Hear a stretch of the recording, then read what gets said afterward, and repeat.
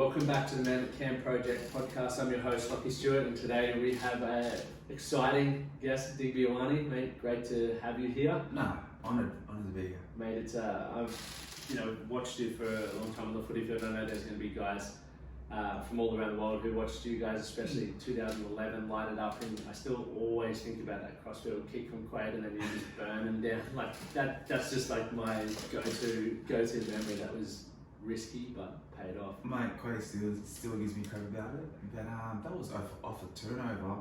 I was so tired and he just kicks the ball. You know, try line, and what do you do? But Ben Lucas should have caught that pass. But I should have passed it earlier.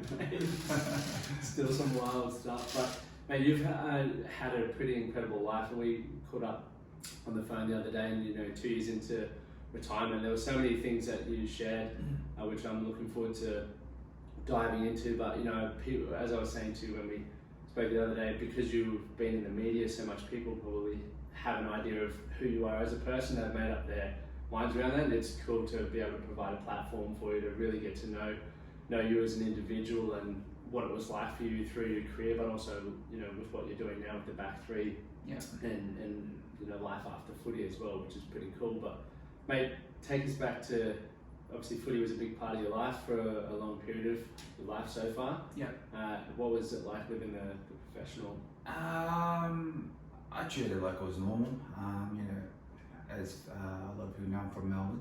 I first started playing rugby when Dad introduced me, and I went to Sarah's on a scholarship, and it started when I got an academy with the Reds, and my first contract was with the Western Force, where I was grateful to grab whatever opportunity was out there, and that's where I had to make my mark. I love the game, playing rugby. I just want to prove to myself, and also to the selectors that I'm here to make a name for myself. Yeah, that was awesome. Was it always something that you wanted to do growing up, like be a professional? All I wanted to do when I was like 10 or 8 was be better than my older brothers. Yes. Because Dad, if you were the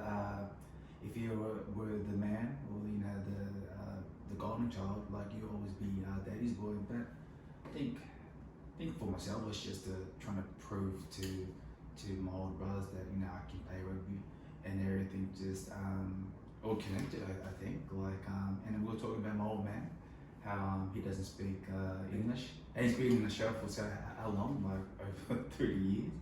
And for myself as well, like I don't really speak Samoan, but I sort of understand it. But that was the only way that I can connect with my old man, is if there was a rugby ball or there was a game, like he was on the side, having this rugby language, and we were born. It's amazing what rugby can do. Mate, when you were saying that, I was blown away, because it obviously highlights that love is deeper than language. 100%. Almost, but like how crazy it is that your dad was in the country for 30 years and you just had that bond through footy. Like, couldn't speak English and you couldn't speak Samoan, so the dialect was sport. Like that's. It all comes down to just having that connection with me old man. Like he was on that showed me rugby, and he in my rugby. Like he passed away 2 years ago, and that's where I said, what, Dad's not here. What do you do? And that's where I went on the road of soul searching, trying to find out who am I as apart from rugby. What do I want in life? What's my drive? What's my purpose now? So I went through. I did get lost when Dad passed away. I think that's normal though. But it's a bit hard when you lose. You got to lose someone to understand what's ahead. And you just got to appreciate life. Yep. As it goes on. Up until that point, had you been thinking about like giving footy away, or was it just like because it was such a special thing for you and your dad? Is that really what helped you start going, right, I need to think about who I am? Yeah, like I love rugby. I don't miss the physical things. I miss the moments. Yeah. The times, the relationship I've had with a lot of people, like just connecting, even playing with the classic wallabies. Like we had a court session after the change room, we had Nathan Sharp, and you know, you do miss those moments, just being around with your old mates. But and it's the same with my old man. Once he passed away, it's like, what do you do? It's no more phone calls. Even though I'm in Japan or in Paris, you know, I'm always calling my old man, and it's just so weird how I speak to him. I'll try to speak Samoan, broken English, broken Samoan. He tries to speak English. I understand it though. Yeah. But it was just a great feeling just to explain to your old man, you know, rugby, it's great. And just have the father and son bond. He would have been so proud as well of what you achieved there. Like, oh, mate, he loved rugby. Yeah. My mum told me he would watch all my old games. You know, he could record on Foxtel. He would just watch like 10 years or 5 years of the same game. And when Stan came on, this year, I was telling my old lady, you know, they watch all the old games. Imagine if my old man imagine if the old man was like, he would be like analysing all the games, even though I'm bloody retired. That's such a cool thing. It's awesome to see how the technology's changing the world. That's for sure. Man, every day is changing. So. What was it like being a part of 2011 when you won the Super 15? Like, that's what, first and foremost, I grew up wanting to play like professional, and then like to obviously win and be the elite of the elite in the competition. What was that experience like for you? Mate, probably the best feeling. There's a guy named Sean Hardman. In 2009, he's a hooker. He was a captain back then, and he retired. I think 2010. He was one of the guys, the older senior guys, because I was going to go to Japan. Oh, back in 2009. In 9 or 8, I signed with the Reds, mate. He's probably one of the older guys that told me, you know, you can make a difference if you stay. You know, he was telling me, imagine if you won it, you know, you're going to remember these moments. And mate, it wasn't long ago. And then you had someone like Robbie Deans. Yeah. He will fly over from Sydney to come meet my parents. These are the people you want around. You know, they're loyal people. But at the end of the day, you got to make that choice, and you know, you got to find your purpose and drive. You know, why I'm gonna play for this club and also represent Australia. So I had good guys around, you know, and they were honest. Yeah. And it's hard to find you know, people around like they probably want to know you for a little while, or not so much. Just be a good mate. And I caught up with him last week, and I told him, I said, hey, you know what, I'll be honest with you, Sean, it was great. You know, back in 2008, we had this long chat, and he goes, I didn't know that. I said, nah. I was having a good season. I think I was like player of the year for the Reds, and he was one of the guys that actually told me you'll be remembered by winning the Super 12 or 4 years. And I took that on board. You know, I was pretty serious. What goals to be set, and how to get there. So thanks, Sean. The man. What was it like? Because there's a lot of aspiring. You know, there's people from all around the world that listen to this that are aspiring to be elite at what they do. And I know when we spoke the other day, and we'll talk about the financial lessons that you learned and the brilliance of your mum helping you, but like, you can take, doesn't matter where you are, what profession, you can set yourself up, but obviously with every bit of extra responsibility, you know, there's obviously greater risk and greater rewards. So playing professional, being in the media, what was it like as a young fella? Like, did you feel the pressure? Did you get, I guess, mentorship around how to act and behave in public? Because, you know, we see the footy players, and not just footy, but all sports stars, you know, some handle it really well, others are constantly in the news for the wrong reasons. I think my mum stayed, she was a great mum, grounded me. Like, you do, life is about making mistakes, but you have to learn from it. Like, you know, you got to take away, geez, is this good? But some people take advice, some people go through the experience. I like to do it both ways, or not. If I do it, you know, just little things like going out and coming late, you know, you learn from that. But I think mum was great as in understanding how to spend your money. A lot of people have these things with they love shoes or having boats that they'll appreciate their hard work. For me, it was cars. I love cars. I was being especially when Fast and the Furious came out. Oh, yeah. Mate, everyone wanted a Honda Civic Yeah. back then. So Mum understood that, like that was my thing. But she was really strict with money. So she will put me on a budget. She still does put me on a budget. But now I understand the bigger picture as I got older. She, when I got my first contract, she goes, son, just go enjoy life. And then the second year, she just took over. She went and bought some properties. Yep. Which I'm really grateful to today. Because, mate, you don't get that education. Like at school, they don't teach you, they teach you how to get the best job, but how do you invest? Yeah. There's no one to teach you, and once you do get there is someone to teach you how to spend it. They'll take you for a ride. Yeah. There's financial planners. Like I've been through a lot with paying tax, man. Like trying to run.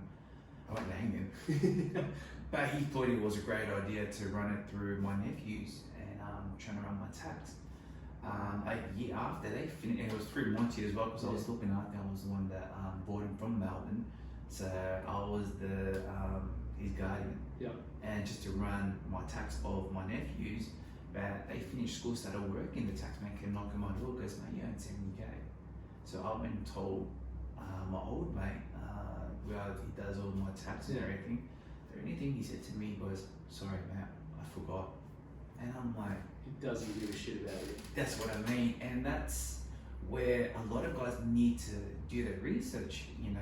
Who they got. What are you expecting?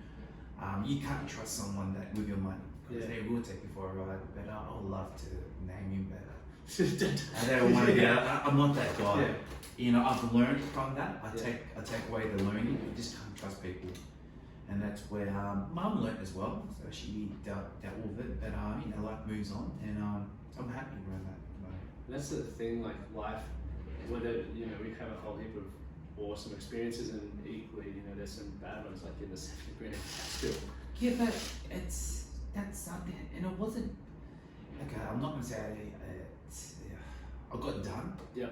But I blame myself. I should have done more research.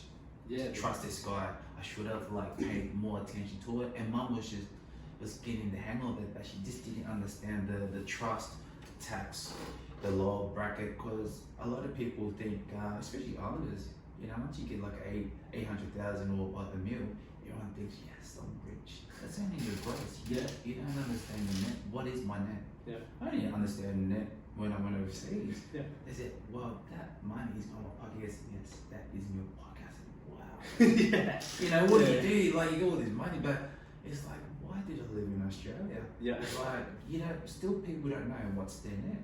Yeah. Like, you could say, yeah, he's on 1.2, but I really want to see how much goes in your pocket. Yeah, because you could get tax exorbitant. Get smashed by tax. Yeah, which is crazy. And that's, I think it portrays athletes and people who do well in any profession as high rollers, and especially social media. Like people portray such a unrealistic lifestyle, and they might be getting $400 a week, but they're posting nice cars, and that's the society these days.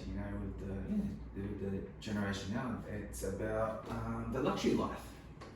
Everyone likes to look and likes to compare themselves. I think you just keep it simple. Is people buying some flashy cars and it's eating expensive. Some people can't do that, but they still do it. But really deep inside they're broke. But I don't judge. It's for them to learn. Can you do that in the next 10 years? Everyone has their own journey. Yeah, exactly. I see my nephews do that. A lot of my mates. But I don't talk bad, because everyone has to go through it to understand that. Exactly, and that's what I think that perspective that you hold is perfect. But so many of us are quick to judge other people, but it's like don't throw you know, stones if your own house is fucking pigsty, which most people aren't, right? Yeah, so that's life though. Everyone likes to judge and we like to compare, you know, to make my ego feel better. If I say to you, how many houses you got? You go, yeah, oh man, I've got like 10. But that makes me feel good. I think that's normal in life, yeah. We like to, like to compare, to make you feel,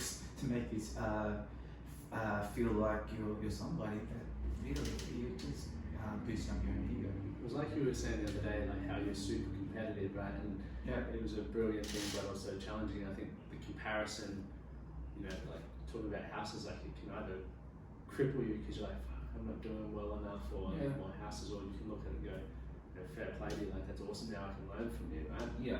But when you were saying like throughout your rugby career, like you were insanely competitive, where you couldn't switch off after a game and just enjoy it. Mate, I'm so glad that Mum took care of my off-field stuff, just paying bills and doing a lot of things. But I really struggled with just playing. I told you Saturdays or Sundays. Whenever I was playing, after that game at night, I couldn't sleep, and that's where I struggled in. I couldn't sleep, where you try and picture in your mind, where could I done any better? But you can't, because it's the past now. But I was one of those blokes that I will cry after the games. You know, I'll try and find a spot or go to the toilet and just dial my mum's number. But if I couldn't get in contact with her, I would just sit there and start crying. But that's a thing that that me and my mum knows. It's just, I don't know what it is. Could say it's mental health or whatever, but that's where I sort of got lost in what's good anymore. Like, I'll get man of the match one game, I'm calling my mum, pouring my eyes, that she was the only one that could say to me, son, it's alright, you played a good game, and then it will just disappear. But if I didn't hear from her, geez, it will be a long night or a long 2 nights not hearing from her. Everyone thinks I'm normal, but deep inside I'm hurting, thinking, geez, I should have, you know, I could have passed that. Oh man, what did I miss that tackle? Yeah, you gotta learn how to switch off straight after the game. You know, there's always next week, so you gotta just understand. It's not the end of the world. Like, just move on. Next week, don't look at your good highlights or what you did. Look at the things you didn't do well. So I struggled bad. I think it's important to highlight that. Like, there's a lot of people, once again, who, from how the media has portrayed you or just watch you on TV, like you're a strong, fast, talented footballer, but then like after the game, I would have an idea that you'd be going and smashing Forest Gold tins or whatever. But it's like, and could you imagine how many guys feel the way that I do? If you're very competitive, they will turn to alcohol or prescription drugs. Yeah. But well, with Mum, it was just that she had to be beside me no matter what. Like, if I was even just a normal club game or playing for Australia, it was the same thing, because you get so competitive in a way. I want to be the best player. So good that you had such a positive outlet rather than, like you said, turn into prescription drug or recreational drugs or alcohol to try and get away from it, and it sort of helped calm you through that. Yeah, everyone goes through it. You know, like I first experienced Valium when I was shitting myself against Brian O'Driscoll. Never had. I think it was 2009, I think, or 8. A lot of the guys go, mate, you're playing against Brian O'Driscoll. I'm like, shit. And I was my first time. I was centers with Quake Hooper. Yeah. So he's playing 12, and I'm thinking in my head, mate, this guy, I'm playing the best in the world. But one of the dogs gave me a Valium, and that like calmed me down. But I don't know what it was, but next day, all I wanted to do was take his head off. So I gave it to him, he dropped the ball, drew me to score. I just did one of those, this did it like a Samoan tackle through my whole body. Went missing the whole game. Yeah. Went missing the whole game. Last try, it was just a rush defense. I'll take the blame. But I had Quade rushed up and Brian rushed as well, so he took that challenge inside, and I had the wing behind, so it got mixed up. Oh jeez, what I tell. But I thought Brian would take it because I gave him a good shot, scored the winning try, and it was a draw. Yeah, but what do you do? Yeah. Back then, I'm on my phone with mum. I think I stuffed yourself. But yeah, and that was just that was something. That was a moment, but to me, that was a great moment because I let the guys down. You know, if he didn't score that try, we would have won the Grand Slam. Yeah, but once again, hindsight's a beautiful thing, and there's a lot of people who you can't always be on. Like as human beings, like we portray, and the media does a great job of going, Digby, you're playing for the Wallabies, you're playing for whoever. Like you got to be 100% all the time. It doesn't take into effect. No one ever talked about what you were talking about, how you were after the game, or even the nervousness. Oh man, it's weird. Like you got to understand, media's there to trying to sell, trying to make. Because if they don't sell, they probably lose their job. But you just try to stay away from social media. My old mate Quade loves the social media. He loves Twitter. But that's him though. Like that's what he loves doing. I'm not the best guy at social media because it just puts a lot of pressure on yourself. So I just sort of stayed away from it. And I think you can use it in a way. It's good for business. I think. Maybe it's great for business because everything's run by social media, but I think you just can't take it too serious. Yep. When I went to Paris, I thought, man, I was untouchable. Yeah, let's take a photo in Paris. This is me. But at the end of the day, like, is that worth it? Yeah, I think it was a waste of time. It's once again, it's that whole growth experience that I unfortunately am super reliant on social media for the podcast. 100%, for business, which is, I think about it. What would I be doing if I didn't have that? Like, because I don't have all the properties. But this is the life. This is the next generation. This is the next big thing now. But there's also the drawbacks where like, if you get on social media again, I don't care what everyone else is doing. Yeah. I want to be focused on what I'm doing, or even the people that I care about. But as soon as you see other stuff, that comparison jumps in. You see someone get engaged, or someone buying a new house or a new car, like fuck. I don't know. That's a life though. Everyone's on their own journey, but you just got to stay in your own lane. Just keep it simple. And if you go through it, everyone goes through material things. Some of the things I have, I hate looking at the photos, I delete it. I just go, jeez, Diggs, I can't believe you did that. Taking photos of those cars and you're stupid. But you delete it because that's part of life. You learn from it, you grow. You just look back, you go, man, I can't believe I actually did that. We all make mistakes, man. Like, you're not perfect, If life was perfect, I think our lives would be boring. Yeah. What do you wish? Like, I know you said the other day you wouldn't change a thing, but like, what do you wish you learned from a younger age that may have helped you through your career or just life in general? Like, whether it be around helping your mindset or how you were after games, prior to games, or. I wouldn't change anything, but I would change just people I've hurt. Yep. And that's with relationships. I used to think, I used to tell mum all the girls are the same. But in reality, it was me, I was the problem. And I'll take that. And I'm still ringing out people apologising. I'm so sorry I was being a real prick back then. Yeah. No, I would change that 100%.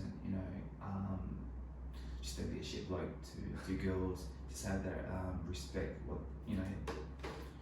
You could love someone or love yourself or whatever, experience or respect yourself, you can do it to other people. So and that was a learning experience. But man, I've hurt a lot of girls in my past days, but I apologise to them. I think a lot of people are quick to judge from that, and having a similar experience there. It's like when you get put into that spotlight and you get the money and no one coaches you or teaches you the things that maybe or even warns you about it, really, like, because you don't care, you're seeing all the numbers and the media, it's like, I'm invincible. Yeah. People, like girls potentially, like, they're loving you, you're getting all this attention, and all of a sudden you just feel like you're fucking bulletproof, man. Yeah, it's temptation, man. Yeah. It's well, a lot of guys can't handle that thing. But what do? Like you feel like you're a god. Yeah. You will learn as you get older, understand the values, what what you want in life. But I think the key thing for me now was trying to understand who am I, what's my purpose in life, what do I want to leave this world, once I'm gone. Yeah. Like, what's the legacy there? Like, I just don't want to be just a rugby player. Like, I have a child he turns 3 this Friday, but having him, he was a game changer, and I just wanna, once I leave this world, I just wanna do a lot of things. So when he grows up and once he's my age, I want him to understand when he's feeling down, things I could do. If your dad did this, I want him to do it better. Yeah. So that's what I want to do. Like, just trying to do so many things and trying to be remembered. What did I do in my time when I was on this earth? It's awesome that you're thinking outside of just being a rugby player and 100%. being a role, because we should always be trying to improve on the generation before us, and that's not as a world as a whole, but everyone's family dynamics are different, and what your parents' skill sets or jobs or the I guess closeness of the family is all different. So it's like, okay, well, how do I make that better for my family? For them going forward, what didn't I like about my upbringing and the mistakes that I made, and how can I share that with with your son or with your children in general, and own it. Like, there's a lot of people who have done a lot of dumb shit. Yeah. I know plenty, myself included, but there's people who just ignore it, and then there's people like yourself and myself as well who admit that, and if we could go back and do things differently, we would, but unfortunately we can't. You can't. You just gotta keep moving forward. Yeah. You know what you do. You can't change your past, but you can change it right now in the present. So for me, as I said, like, I'm not with the baby mama. Yeah. But just having a great understanding, what's my whys, behind the things what I'm trying to do with the back 3, just teaching kids. I always think about my son all the time. I wish he was here, but when down the track, I'm pretty sure he'll understand. I just want to be the best father I could, and show that if I can do that, he can do pretty much the same, but just do it better than what I did. Awesome, it's so inspiring from that. And when obviously one of the things that I'm inspired about you as well is you haven't just gone to do anything. You're doing something that you're truly passionate about, and then you feel one, it comes from what you're extremely knowledgeable in, obviously with the back 3. So for footy, for those who don't understand rugby union, just Google or jump on YouTube and look at the Digby highlights. But that's what you're coaching people to be better, and it's also inspiring because people have watched so many of your clips and grew up watching you, and now that you're there coaching them how to be better at that. I think all this stuff comes down to my old man, because my old man was really big in rugby, and back in Melbourne, he would gather all the Salomon community, and he sort of found he has a funny way of connecting with people. So what he did, he found a rugby club called the Digby Hills, and that's where he connected with a lot of Samoans. And that was a smart way though. Like, how do you find your own kind of your background? So he went to this local club, it was Digby Hills, and that's where he did his networking. So you know what I mean? That's amazing how someone with no English and doesn't drive a car, but he just was real smart in a way of connecting through rugby. So he went through Digby Hills rugby, and then he went out to churches he wasn't Mormon, but he would go support his own people, go to Mormon church, go to 7 days, but he was just so good of connecting all the Samoans together. And that's where I sort of got that knowledge of understanding how do you relate with this back 3. I think I got that from the old man. Just he was so good at organising things through rugby, but that's what I'm trying to do with the back 3. Share your knowledge, while you can. Because trust me, if I didn't have my mum's understanding of investing, I don't think I'd be doing this back career. I would be still playing.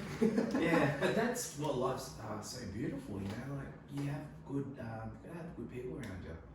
You know, you got a fortunate mum and dad. Yeah. The best, you know, the best people that brought me upbringing, respect, love. That when he passed away, geez, I had to understand who I was. Like rugby is done. Yeah. That you know, I told you I got lost in that. Understand, I have to go through soul searching. Gotta find my whys. You know, why am I doing this? There's got to be a reason why I'm going to do this. So. How'd you go about doing that? Like when you were at that point, it's like, what is next for me, or anything like that? What did you try different things, or did you just speak to different people? Or? I was thinking of going to Samoa, trying to help my old lady with her land, and then COVID happened, and it's been over 2 years. I haven't worked, but still, with properties, I was just collecting rent, which is good. But you still feel empty because you need to get your mind taken. Like you can't just do rent. That's boring. Yeah. But it was just coaching my nephews and my niece back here in Brisbane at Sunnybank, and I was just coaching them at home, and then more kids just come in at the house, and my older brother Jay told me, you should go coach the kids. And I went, you know what, I'll probably would go. I'll give it a try, and I just loved it. And then I met my missus, my fiance Steph. She just took it to the next level with her support, and now here I am, just living life. That's so awesome, man. I think that's so brilliant that you did that. And I think one thing as well, because we got a lot of high performers in, well actually let's talk about this. Most people are chasing money. Like we come out of school and I'd be the best paid lawyer or be an athlete or whatever it is and just make bank. Like that's what we want. But there's plenty of people who make bank and they end up broke because they don't have someone like your mum to help teach you about investing or what to do with that money, to the point where, you know, it's not actually about the money, because as you mentioned, you could have just lived off the rent. Yeah, 100%. It's funny, when I first started, it wasn't about the money. It was just me trying to play at the highest level. And I think once you focus on that area, things will just, you know, fall into places with money. And you just focus on being the best player you can be. You just let your manager, I don't know, other managers these days, I don't know, they're a bit weird.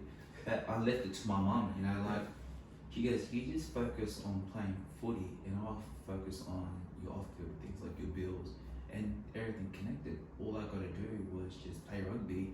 Mum was she was the anchor and the leader. But she was amazing. You know, she was so good. But as in contracts, you just gotta have that person that understands where they invest your money. Yeah. And you are gonna go through stages where people will do you in the eye, but you don't hate them. It's just a turning point. It's learning.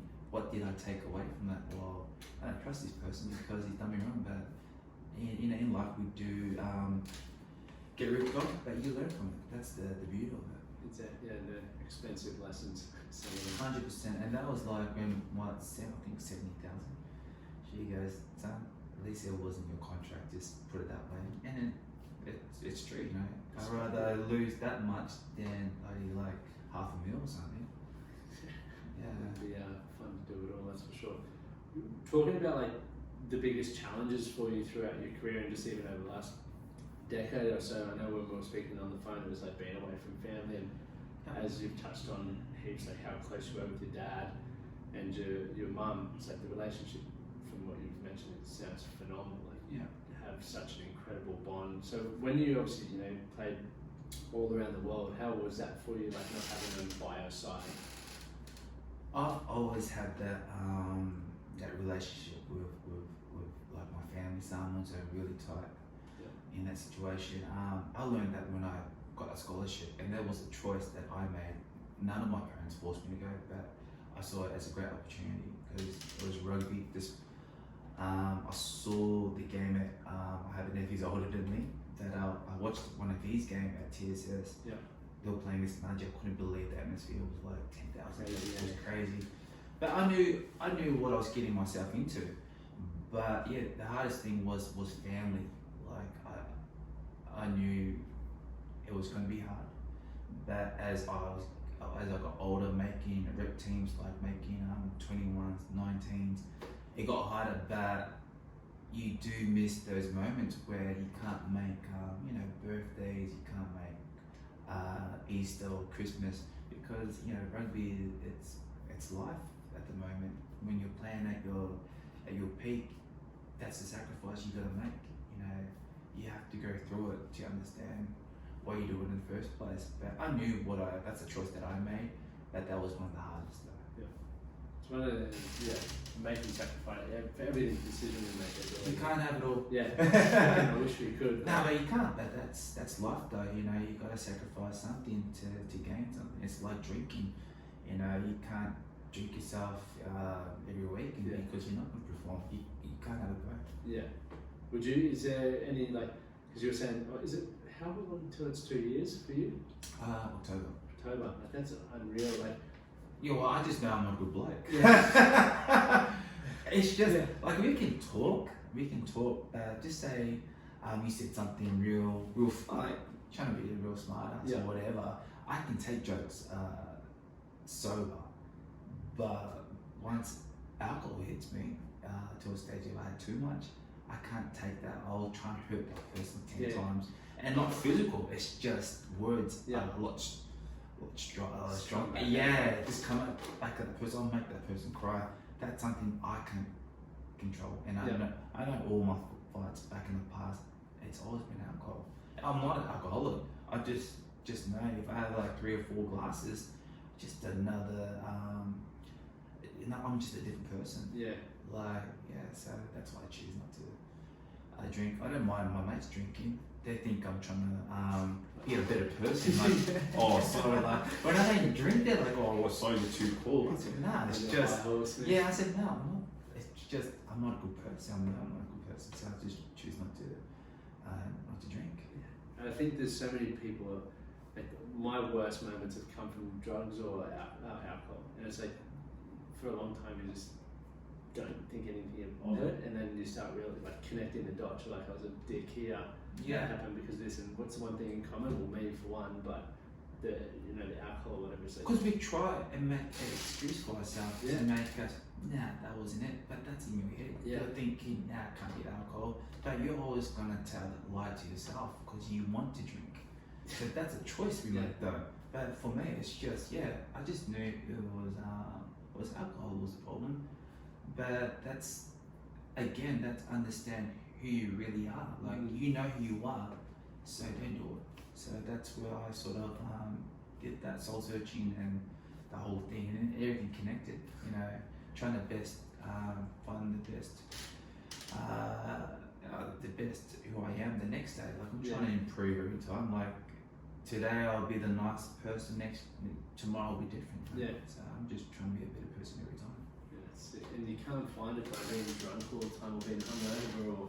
Alcohol will just numb it. It'll just hit you 10 times once you're sober again, and you're gonna go in that kind of situation, depression, and it's not a good thing. And it's like culturally, I know, especially rugby culture, even it's such a. It's a big thing because I never drank until I was 21. Yeah, right. I wasn't a big drinker. I heard I was rooming with Big Dowd. So Big Dowd never drank when he made it.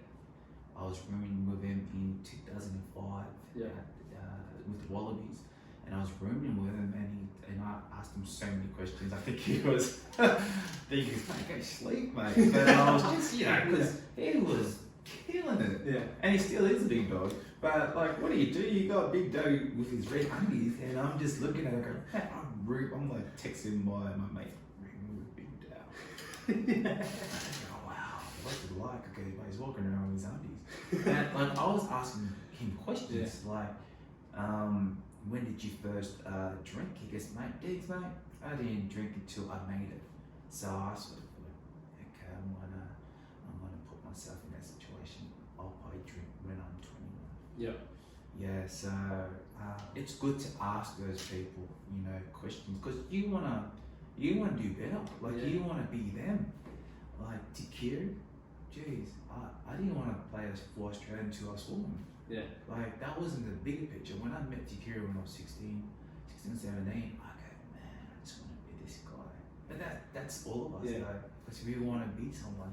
And I just saw his muscles, his physique. Yeah. I was like, man, this guy's like a god. I thought big girl when I met Tikiri. I went, this guy's got the world. Yeah. And that's someone that I, was my idol. And to this day, like I did a classic wallaby last week on a Monday, Tuesday. It was just me and him and two wallaroos. Mm-hmm. We went out to the schools and I'm still buzzing. Like, how good's life? He was like my hero and still is my hero. So, and I was rooming with him with this 5 bedroom, this big house. It was just me and him. And he did my washing, all folded.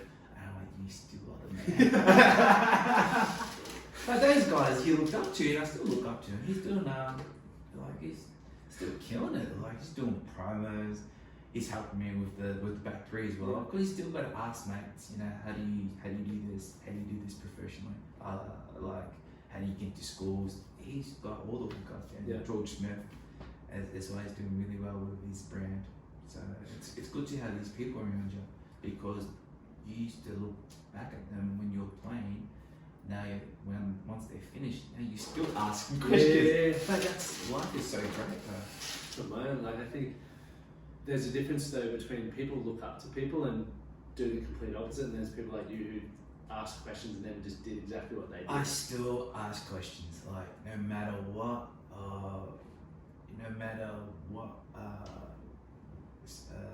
situation you are in. You think you've got it all, but I'm this type of person. Just ask, like Chris Latham in rugby. I'll always ask questions. So what do you do here? He's one of the guys that taught me watch your own games, analyze your game, and I've learned that off Latham. Yeah. Because I thought, okay, I'll just play. That's it. I don't have to watch my opposite person. He was the one that showed me. So Latham was one of those intense players where he would watch his opposite every time, and I learned that off him. You know, don't just watch what you do, watch your opponent. And a lot of things, it's all about asking how do you do it. You know, and you got to have those players around you, those people what they're good at. Yeah. Ask them how they do it. You just got to try to figure out how to do it better. Improve the game. Improve the game. Like everyone says, oh man, you do the inside passes well of Will Kenya and Quad Cooper. Now I copied all those off Latham. There's a guy named Rico Gia. He got inside. Rico Gia, he got inside balls from Dan Carter. But all these things I've watched previous. They're all Gregan does the inside style of Gregan, who worked it out with Will Kenya. Everyone thinks it's me. I said, nah, it's the previous players that I've copied, but how can I put my input into it and just try and look better? But you gotta be so fit to do that. You gotta have a big engine to follow Quade and Will. Cause that's where I based my game was off those two boys. We did have a amazing team. Even Quade, you see Quade plays best footy when he has his players, plays around him, and we had a good forward pack. Like we had guys run off Quade would just run off them. It was just amazing with Higginbotham, James Lippis, all these guys to make you look good. But it's part of the team, and that's what Link Mackenzie brought to the Reds. That's what I think was just even from a spectator watching you guys play. It was like you guys. It just looked like you were best of mates and you were playing not hard foot, like where you were just having fun with it, but everyone knew you just read each other so well that it looked effortless, but it was just carving teams up. I think the biggest thing I've learned from Mackenzie, he was so big in, I think, energy. Yep. The vibe in the team. If you were a negative person, you don't spread that negative vibe. You go up to the person and you deal with it. And he was so good at doing that. If I had a problem with someone, yeah, we'll just go up to that person and we'll be a slow dance, you know, after each training. It's crazy, but that's how the bond we had within the team, the culture was no one's bigger than the team. If we were to go out to some nightclub or wherever, we had to go as a team. We weren't allowed to go one-off.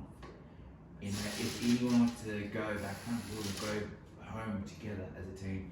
And that's what Link provided. He just was just an amazing coach and understanding in what we could do. Like, I met Link for the first time, and the game plan is like, you got the free license to do whatever you want. This is why you're in the team. For some, like, I didn't have to be someone. Yeah. I didn't have to play by his rules. He just said, mate, just go out there and do your thing. That's what that's why you're playing. That's why you're in the team at the moment. And he did that with a lot of the guys. You know, Quade, you just be Quade. Don't need to be somebody you're not. Don't try and change the way who you are. This is you, and this is why you're in the team. And he didn't have many favourites. Yep. There will be guys with a lot of caps, but if you can perform, mate, you're out. Yeah. So that's where it's weird to talk to Link, because I'll tell you this, another funny story. We couldn't talk to Link because he just looked like a grumpy man. Yeah. But on Twitter, Yeah. we'll talk to him on Twitter. That's So good communication. that's how we'll talk. Next day, we're going to meet him, no hellos. Did you say hello? Twenty boys. Yeah, I guess did you say hello? Because no hellos, mate. Yeah, and it was funny. Yeah. You know, I talk about my old man. Man, we were talking to Link through Twitter. Well, the boys will tell you, Quade, we just talk to him through Twitter. We talk so much on Twitter that one-on-one, yeah. I was so scared to say hello. But he's a legend. He's a good coach. It's a good rule for life. It's like, just, you're here for a reason, just be who you want to be. You don't have to fit the mold of every other bloke. There's so many people that are trying to, myself included, I felt like I had to be a certain someone to fit in, and you become a miserable bastard in that process. And once we try and compete, so say you play a wing, playing for a spot, we are competing for that spot, but we're competing against ourselves. So I'm not your enemy. A lot of people get that mixed up. So a lot of people would think, geez, I don't like this guy's trying to take my spot. No, you need this guy. Yeah. You need these guys around you to push you to your limits. And that's where I got my satisfaction, was going against Rod Davis, Shipley. Lightning fast. Mate, all these guys were so quick, but I needed these guys to push me where I'm at, because if I didn't have these guys, I'm not their enemy, they're my teammates, and we are fighting for that one spot. That's our goal. But without these guys, I wouldn't be that player. So it's crazy how life is. You thinking, they're your enemies. No, they're not your enemies. They're your mates. That's what mates do. They push you to the max where you can just be the best player you can, and even just going. I'm really looking forward to Super playing against New Zealand. This is where you're going to measure up. Oh man, it's It's going to be epic. Like, it's going to be awesome, and I'm looking forward to it. But that's what I mean. You can't just keep playing. I know with Corona, you just can't be playing the same players, because how can you measure yourself? You have to improve the standard. Yeah, for me, it was always my teammates, and also my benchmark was the All Blacks. If I could play the best against the All Blacks, I was winning. Quality side. I still remember Shipley, like in grade 12, the nudgy backline was all Australian schoolboys. Like, they were slick. Yeah, Shipley was a freak. Oh man. Even Chris Atia, Yeah. sad to see him leave the Reds, but he was another kid coming through 2012. Yeah. We had a bet 40 meters sprint.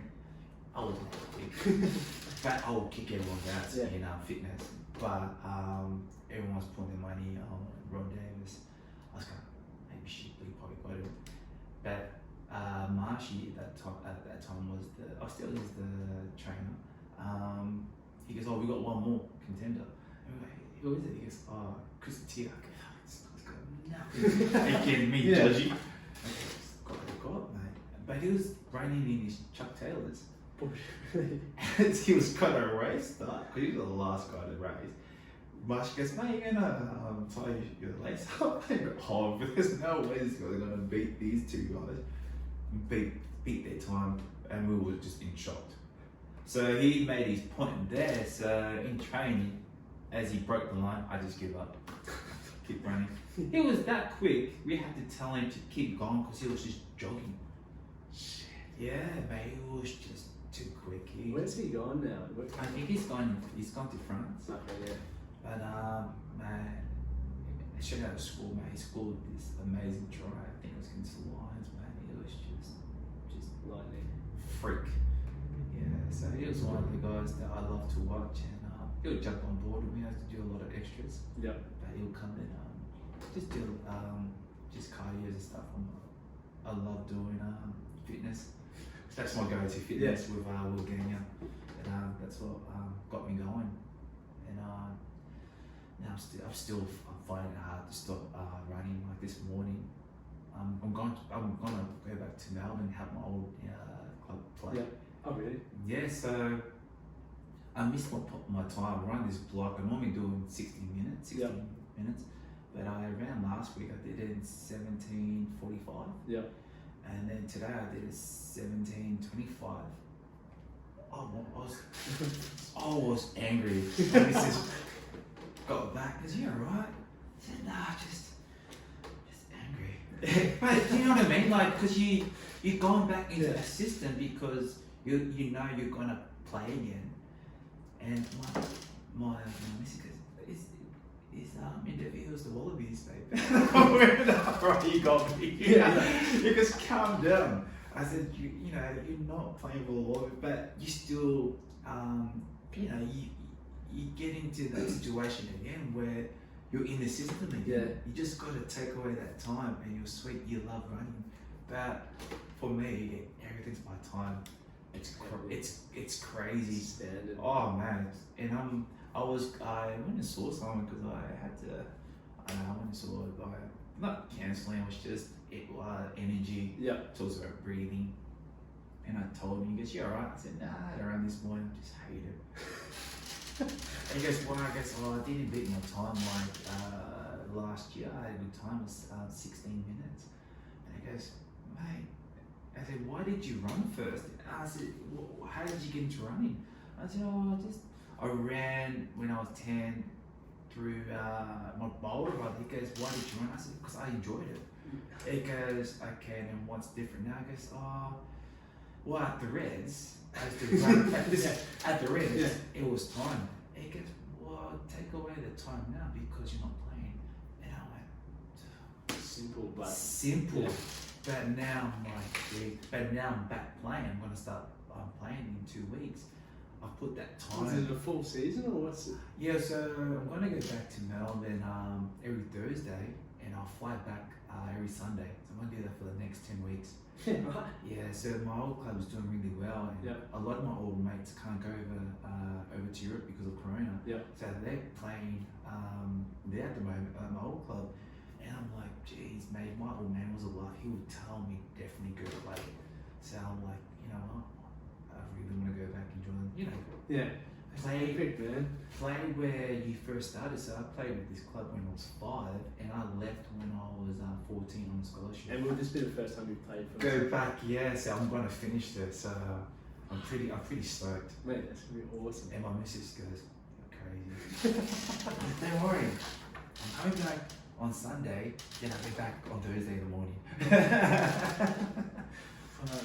It's crazy. It's rugby, but if you think you still can do it, well, why not? You know, There's going to come a time when you can't. You can't. So I really, you know, my dream will be, mate, you can actually win this. So that's what I'm thinking in my Premiership's head. coming My head. It's on, man. What like with the back three, like how do people get involved in that? Like, obviously for your kids, right? And So the back three, I like to take like 7 to 12-year-olds. Yep. I think it's just a lot easier. They don't Yep. question it; they just do it. Yeah, So yeah. it's like a positive habit. Yep. Well, I'm trying to teach them the basic skills, as in just breathing, even just running, passing, drawing them pass. It's just all basic.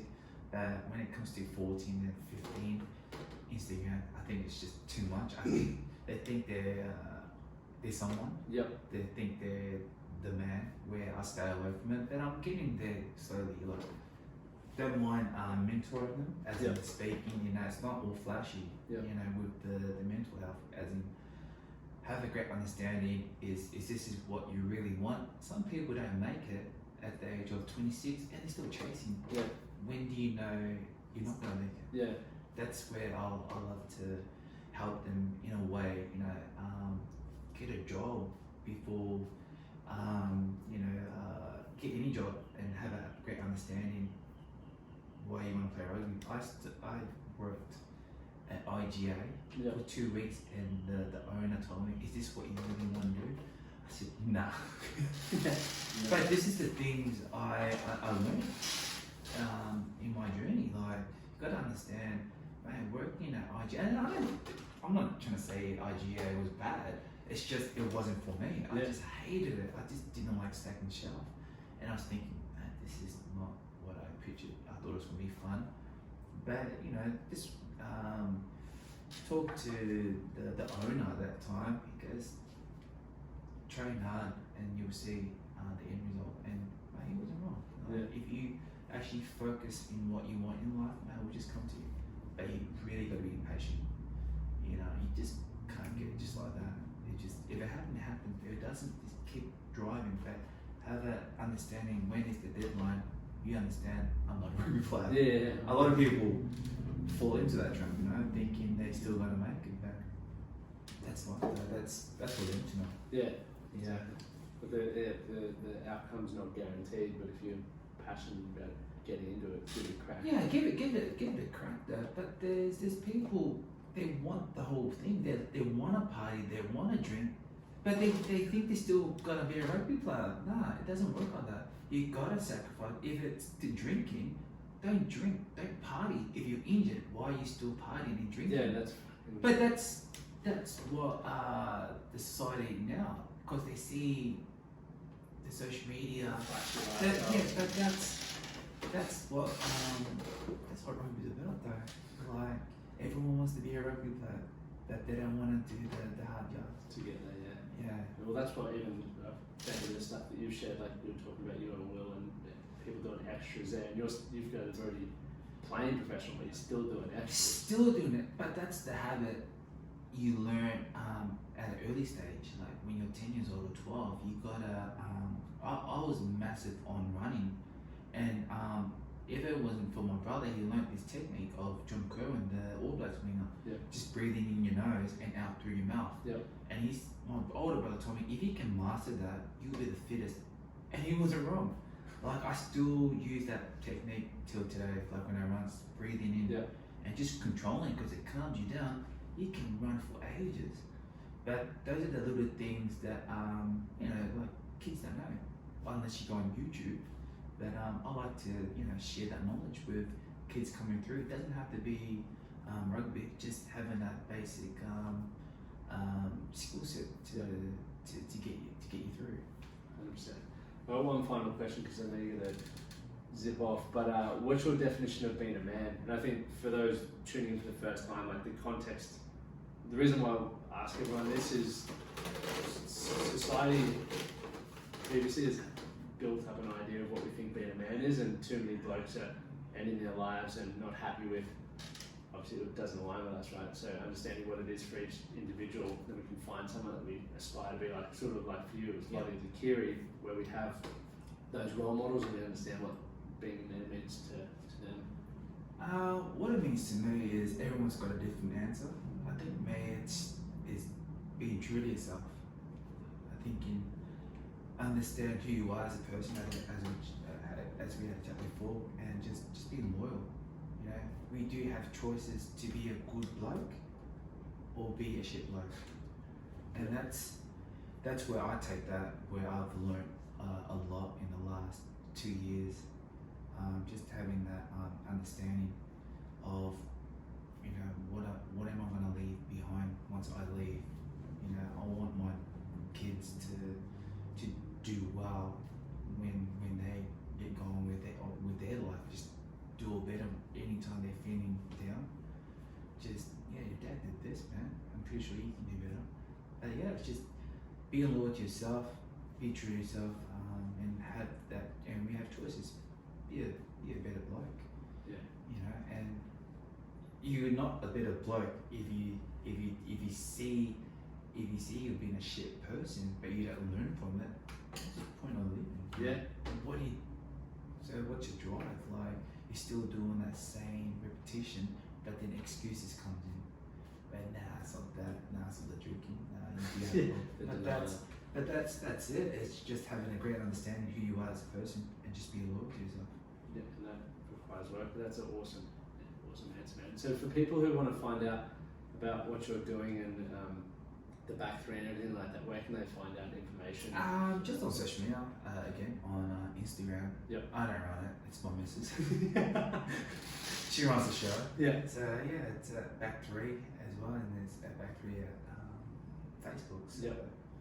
I'll put all the links in the show notes and on YouTube and everything, so people can find it and reach out to you. Mate, thank you so much, man, for having me. Yeah, it's been awesome having a chat. Mate, it's been epic getting to see what it's been like for you and what really went on. It's life is so beautiful, mate. We just don't know it yet. yeah, 100%, 100%. Thanks for your time, bro. Thanks so much, man. Cheers. Thank you.